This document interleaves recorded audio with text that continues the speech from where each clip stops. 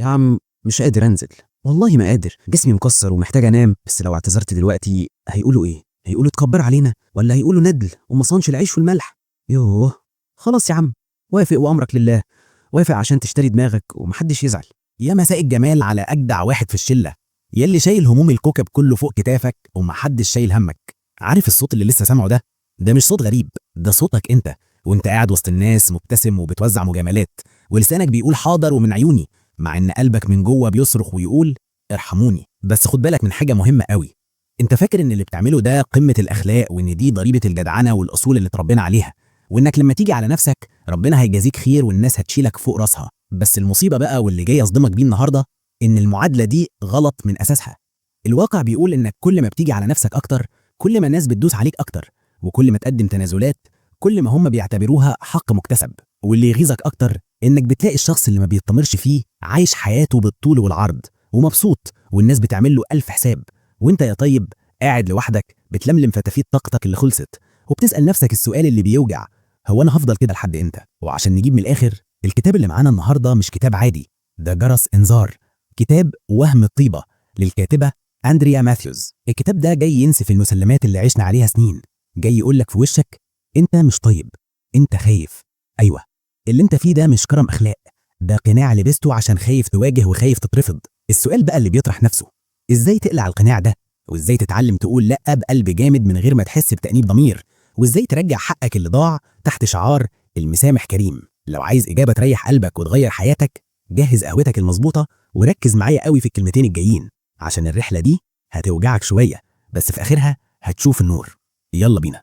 طيب مبدئيا كده عشان نبدأ صح، لازم ننسف خرافة ربنا عليها كلنا وكبرنا معاها. الخرافة دي بتقول إن الناس نوعين، يا إما طيب يا إما شرير، وإنك لو بطلت تكون الولد المطيع الهادي يبقى أوتوماتيك هتتحول لوحش كاسر بياكل الناس. الدكتورة أندريا في الكتاب ده جاية تصحح المفهوم ده بحاجة صادمة جدا. بتقولك اللطف مش هو الخير، اللطف ده مجرد قناع. وعشان تفهم قصدي، تعالى نرجع بالزمن لورا شوية، لأيام الطفولة. تخيل طفل صغير بيجري وبيصرخ وبيضحك بصوت عالي وبيقول لأ لما يكون مش عايز ياكل. الطفل ده حقيقي بيعبر عن اللي جواه من غير فلاتر. فجأة المجتمع يتدخل، الأب والأم والمدرسة والجيران يبدأوا يقصقطوا جناحاته بجمل كلنا حافظينها: عيب يا حبيبي ما تقولش لأ لعمه، وطي صوتك عشان الناس تحبك، ابتسم في وش طنط حتى لو مش طايقها، خليك ولد مؤدب. الطفل ده عقله الصغير بيترجم الكلام ده لرسالة مرعبة.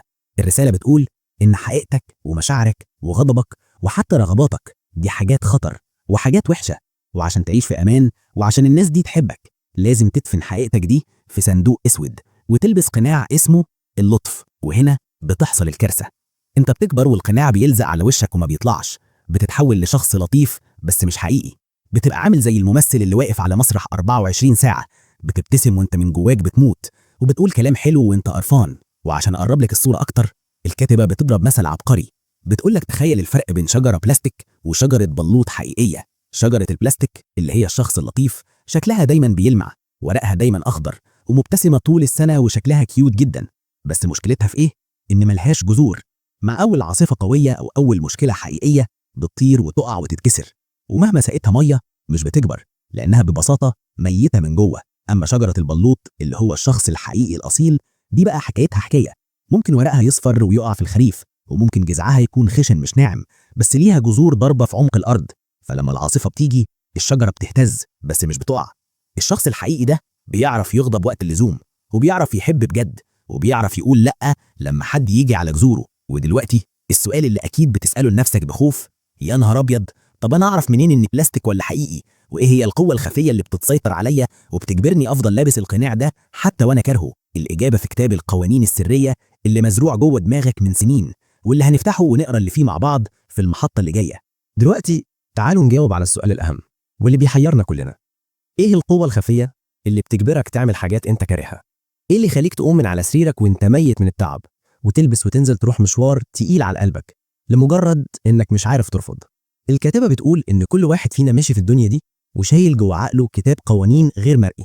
الكتاب ده مش قانون الدولة ولا حتى الدين في احيان كتير، ده قانون العيب والاصول اللي اتشربناه واحنا صغيرين. تعالوا نشوف الكتاب ده بيشتغل ازاي في حياتنا اليومية بمواقف مصرية صميمة. الموقف الاول: فخ الواجب.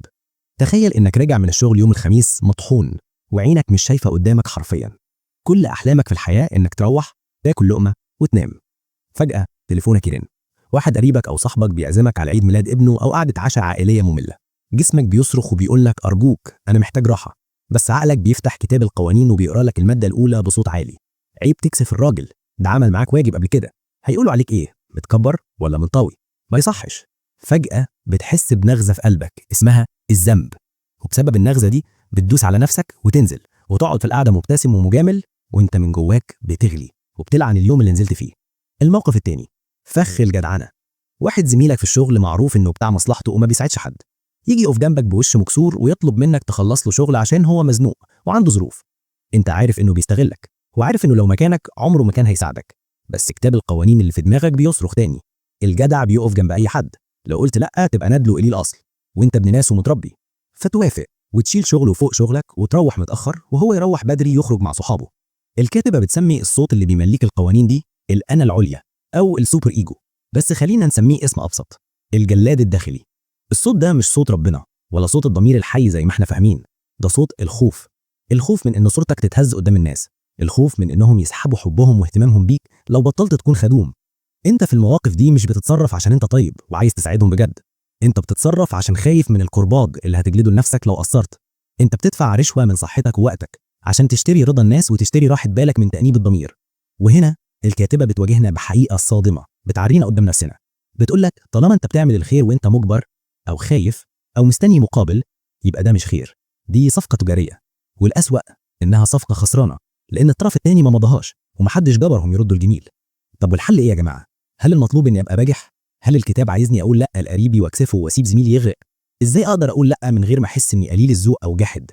السؤال ده هو اللي بينقلنا للمحطه الثالثه واللي هنتعلم فيها فن جديد تماما علينا، فن ناس كتير بتفهمه غلط، فن اسمه الحدود مش السدود. ازاي تحمي نفسك من غير ما تخسر انسانيتك؟ اول حاجه لازم نتفق عليها عشان قلبك يطمن، الحدود او الباوندريز مش معناها انك تبني سور خرسانه بينك وبين الناس وتعزل نفسك عنهم، لا.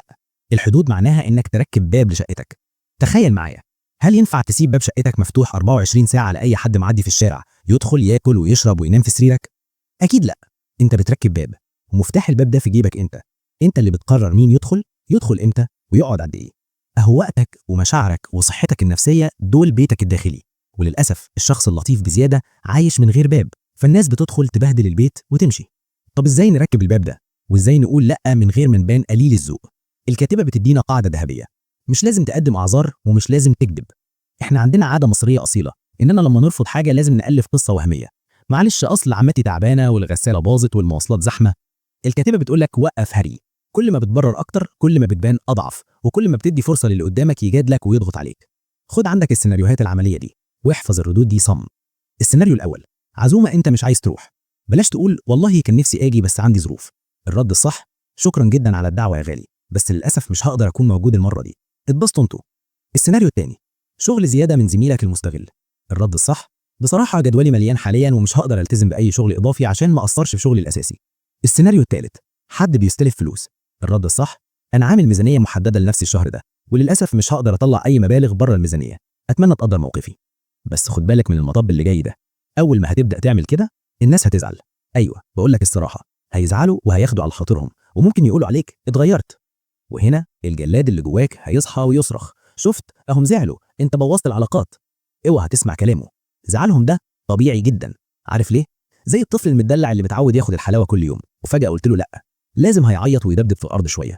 الناس اتعودت ان بابك مفتوح ولما ركبت باب استغربوا. سيبهم يزعلوا شويه وهم بنفسهم هيتعودوا على النسخه الجديده منك وهيبداوا يحترموا حدودك. تذكر دايما القاعده دي، الناس بتحترم الشخص اللي بيحترم نفسه وبيدوسوا على الشخص اللي بيفرط في حقه. ودلوقتي بعد ما ركبنا الباب وعرفنا نقول لا، فاضل خطوه اخيره ومهمه جدا عشان الرحله تكتمل.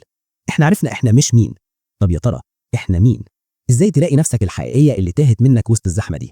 ده اللي هنختم بيه رحلتنا في المحطه الاخيره، محطه العوده للذات. دلوقتي وصلنا لآخر وأهم حتة في اللغز. بعد ما اتعلمنا نقول لأ ونرسم حدود، بيطلع لنا خوف جديد. أنا خايف لو بقيت حقيقي تطلع مني حاجات وحشة، خايف أغضب أو أبقى أناني أو أقسى على حد. الكاتبة هنا بتقدم لنا فكرة بتنور العقل، فكرة الظل. بتقولك أنت طول عمرك بتحاول تقتل مشاعرك السلبية، الغضب، الغيرة، الأنانية، وتدفنها في البدروم عشان تبان طيب. بس الحقيقة المشاعر دي مش شر، دي جزء منك. الغضب ده مش شر، ده جرس انذار بيقولك ان في حد داس على طرفك او انتهك حقوقك. لو مفيش غضب مش هتعرف تدافع عن نفسك. الأنانية دي مش شر، دي غريزة بقاء بتقولك اهتم بنفسك عشان تقدر تعيش وتدي غيرك. الشخص اللطيف بيكبت الحاجات دي لحد ما بتتحول لسم يفرقع في وشه، أمراض نفسية، اكتئاب أو انفجار عصبي مفاجئ. أما الشخص الحقيقي فهو اللي اتصالح مع نفسه، بيقول أيوة أنا بتعصب، وأيوة بحب نفسي، وأيوة عندي عيوب، وده حقي كإنسان. لما تتصالح مع الجانب المظلم فيك وما تحاولش تداريه، ساعتها بس هتبقى حر. طاقتك اللي كانت بتضيع في التمثيل والكبت هتوفرها للحياة. في النهاية يا صديقي، رحلة التعافي من وهم الطيبة مش سهلة، ومش هتحصل في يوم وليلة. هتقع وهتخاف وهتحس بالذنب، ده طبيعي جدا. بس صدقني، وجع المواجهة أرحم مليون مرة من وجع الذوبان. أرحم بكتير من إنك تعيش وتموت وإنت كومبارس في حياة الناس ونسيت تكون البطل في حياتك. افتكر دايما الجملة دي واكتبها قدام عينك: أن يكرهك الناس لحقيقتك أفضل 1000 مرة من أن يحبوك لقناعك. لأن الحب اللي بيجي للقناع حب مزيف، هيروح مع أول غلطة. أما احترام الناس لحقيقتك ده اللي بيبني علاقات تعيش العمر كله. ودلوقتي الكورة في ملعبك، القرار قرارك. هل هتكمل في دور الشمعة اللي بتتحرق من أجل الآخرين، ولا هتقرر النهاردة تكون الشمس اللي بتنور لنفسها وللي حواليها من غير ما تطفي؟ لو الفيديو ده لمس وجع جواك ما تخليهوش يقف عندك، شاركه مع أطيب واحد من صحابك وشايفه بيتداس عليه، يمكن تكون سبب إنه يفوق. وعايز أسمع منك في الكومنتات وبكل شجاعة، إيه الموقف اللي حصل معاك قريب وقلت فيه نعم وكان نفسك تقول لأ؟ واحكي لنا ناوي تتصرف إزاي المرة الجاية. هستنى إجاباتكم وهرد عليها بنفسي. أشوفكم في رحلة جديدة وكتاب جديد. سلام.